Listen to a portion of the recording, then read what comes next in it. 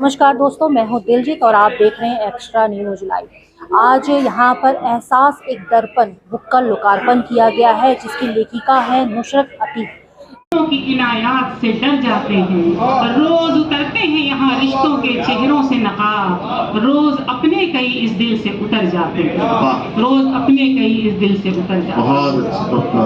अब आदमी का यहाँ कोई हमनवा ही नहीं,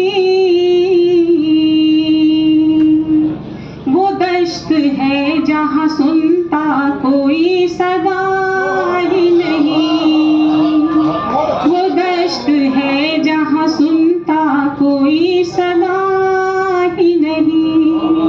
अगर मैं बात करूं नुसरत अतीक की, तो ये वो शायर है जिस तरह से उन्होंने ज़मीनी हकीकत को दर्शाते हुए इसमें इन्होंने शायरी को लिखा है और तजुर्बा दी है। आज इन्होंने जो एहसास एक दर्पण का लोकार्पण किया, इस बुक को अगर हम पढ़ा जाए, हालांकि मैंने अभी जल्दीबाजी में बस कुछ ही पेज में देख पाई हूँ, लेकिन एक चीज़ जो मैं समझ पाई हूँ, जो ये चीज़ें हैं, जो समाज में चलती हुई चीज़ें हैं, उनके दर्पण को, उसके एहसास को दिखाने की इन्होंने कोशिश की है। मशहूर शायरा नुसरत अतीक गोरखपुरी की हिंदी एवं उर्दू की 2 काव्य संग्रह सुलगते एहसास और एहसास का दर्पण का लोकार्पण रविवार को यास्मीन शरीर वेलफेयर सोसाइटी के बैनर तले हुआ। इसमें पद्मश्री आचार्य विश्वनाथ प्रसाद तिवारी, उत्तर प्रदेश उत्तर उर्दू एकेडमी के अध्यक्ष चौधरी कैफुल्ला, डॉक्टर अब्दुल्ला एच खान, अंतर्राष्ट्रीय मंच संचालन एवं शायर डॉक्टर कलीम केसर, प्रोफेसर विशिष्ट अनूप, डॉक्टर कासिम खुर्शीद, वरिष्ठ शायर फारूक जायसी आदि साहित्यकारों के कर कमलों द्वारा संपन्न हुआ। इस मौके पर पद्मश्री आचार्य विश्वनाथ तिवारी ने कहा कि मैंने नुसरत के संग्रह को कहीं कहीं से पढ़ा है, उसमें अच्छी रचनाएं पढ़ने को मिली है। खुशी होती है कि जब कोई अपने परिवेश की बुराइयों से जूझ कर बाहर निकलता है। नुसरत ऐसी ही रचनाकार है, मेरा साधुवाद है। उत्तर प्रदेश एकेडमी के चेयरमैन चौधरी कैफुल वर्रा ने कहा कि अकादमी का यह काम ही है कि नए लोगों को स्थापित किया जाए जिसमें लिखने की क्षमता है। नुसरत अतीक उनमें से एक है। मुझे खुशी इस बात की है कि मेरे शहर गोरखपुर में हिंदी और उर्दू के सैकड़ों ऐसे रचनाकार हैं जिनका संग्रह लोगों तक पहुंचना चाहिए। मेरी दुआएं और आशीर्वाद उनके साथ है। इसके साथ ही जिस तरह से आज नुसरत अतीक ने किताब का लोकार्पण किया, तो अगर मैं आपको बता दूं कि शायरी की दुनिया में नुसरत अतीक का नाम नया नहीं है। अब तक उनकी गजलों के 2 संग्रह प्रकाशित हो चुके हैं जिन्हें पाठकों ने खूब सराहा है। यह अच्छा सोचती हैं, कहती भी हैं और खूबसूरत अंदाज में पढ़ती हैं। शायरी को आम जन तक पहुंचाने में भी उनकी महत्वपूर्ण भूमिका है। उनकी गजलों की दुनिया बहुत बड़ी है, उनमें जिंदगी की तमाम समस्याएं और सुख दुख शामिल है। उनकी शायरी हमारे अंतर्मन और समाज से बहुत सूक्ष्म और कलात्मक ढंग से परिचित कराती है। उनकी उंगलियां हमारे समय की नब्ज पर है, वह हमारे युग को प्रमाणिक तस्वीर प्रस्तुत करती हैं। आज के तमाम अपने कहे जाने वाले लोग साथ होते हुए भी नहीं होते हैं। और जिस तरीके से नुसरत अतीक की जो अगर आप उनकी बुक पढ़ेंगे तो ये चीज को एहसास कर पाएंगे कि कुछ चीजें जो हमारे रोजमर्रा में है, वो दर्द, वो एहसास जिन्होंने नुसरत अतीक ने बहुत ही खूबसूरत अंदाज, बहुत ही खूबसूरत शब्द, बहुत ही सरल शब्दों में उन्होंने उसको उस किताब में उकारा है और जब पढ़ा जाएगा तो बेहद खूबसूरत लगेगा। दिल पर हमारे गुजरी जो हमने न कुछ कहा, नुसरत जमाने भर ने फसाना बना लिया। नुसरत जमाने भर ने फसाना बना लिया।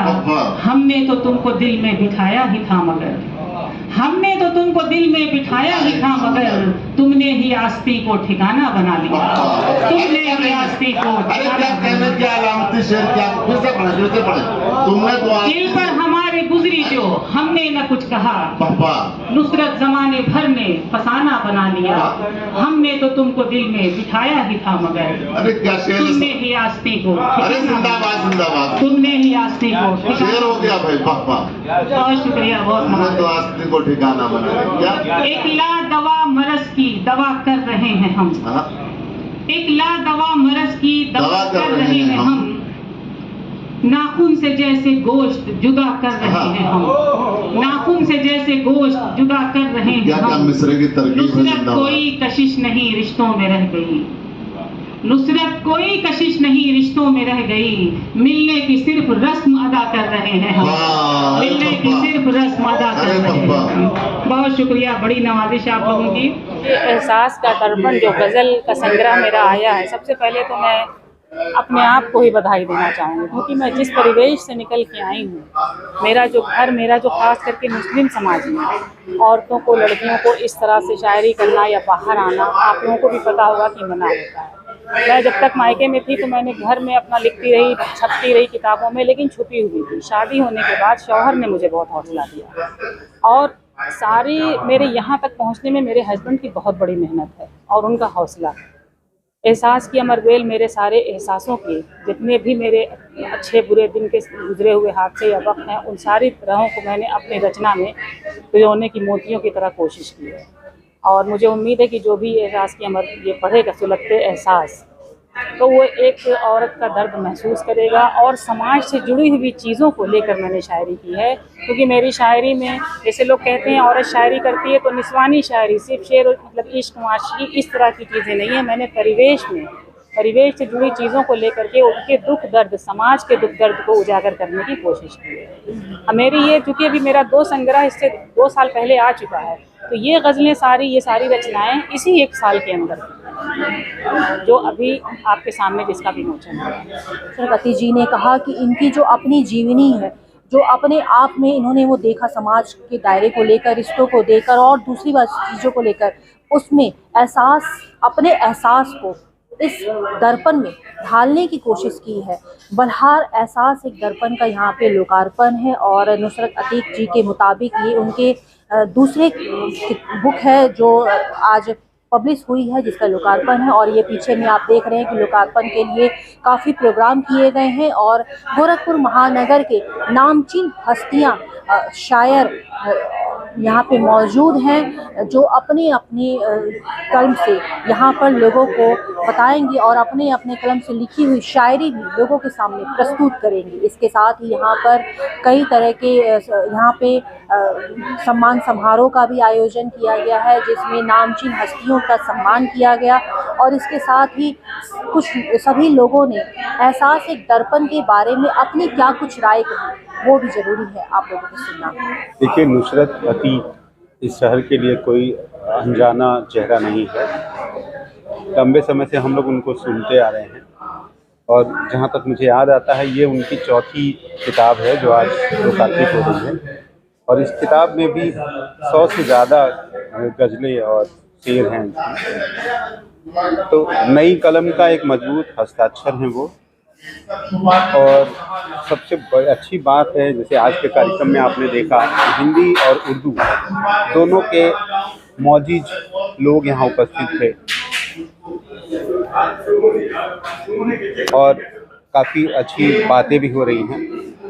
अक्सर ऐसी महफिलें शाम के समय आयोजित हुआ करती हैं, किसी खुले मैदान में आयोजित होती हैं, लेकिन बदलते दौर में जब ऐसी चीज़ों के लिए लोगों की कमी हो रही है, लोग अपना वक्त नहीं निकाल पा रहे हैं, तो इस तरह के स्थानों पर ऐसे कार्यक्रम करने मजबूरी हैं और ज़रूरत भी है आज, क्योंकि लोग आएँ और अच्छे माहौल में बैठ के सुने, अपने विचार व्यक्त करें, थोड़ा मनन करें उसके बारे में। इन सब के लिए ज़रूरी है कि इस तरह के कार्यक्रमों को प्रोत्साहित किया जाए और उसकी सराहना की जाए। मैं डॉक्टर रुशदा कुदसिया, यहाँ पर नुसरत अतीक साहिबा ने मुझे बुलाया, मदऊ किया, और चूँकि किताब का रस्म इजरा था, सुलगते एहसास उनकी किताब है। ये उनका दूसरा मजमुआ है। शेरी मजमुआ है और वो बेहतरीन शायर हैं। गोरखपुर की तो ख़वातीन शायर शोरा में वो बेहतरीन शायर हैं और अलग मुमताज़ नाम उनका है यहाँ इस शहर के हवाले से। मैं समझती हूँ यूपी में नुसरत अतीक साहिबा की एक अलग जगह, अलग मकाम है। और औरतों में उन्होंने बिल्कुल यूपी में औरतों ख़वातीन शोरा में उन्होंने बेहतरीन काम किया है और ये उनका ये किताब इस चीज़ का एक उदाहरण कह लीजिए है। मैं डॉक्टर अनीता पाल सिंह, हिंदी प्रवक्ता, और ये बहुत अच्छी जगह है जहाँ हिंदी उर्दू जो गंगा जमन तहजीब है उसका एक साथ मिलन हो रहा है और नुमाइंदगी कर रहे हैं दोनों, हिंदू भी मुस्लिम भी। बहुत ही अच्छी पहल शुरुआत की गई है बुला करके और यहाँ काव्य पाठ करने के लिए बुलाया गया है। नुसरत जी बहुत अच्छी कवित्री हैं और मेरी शुभकामना है कि आगे भी ऐसे भविष्य में आगे बढ़ते रहें।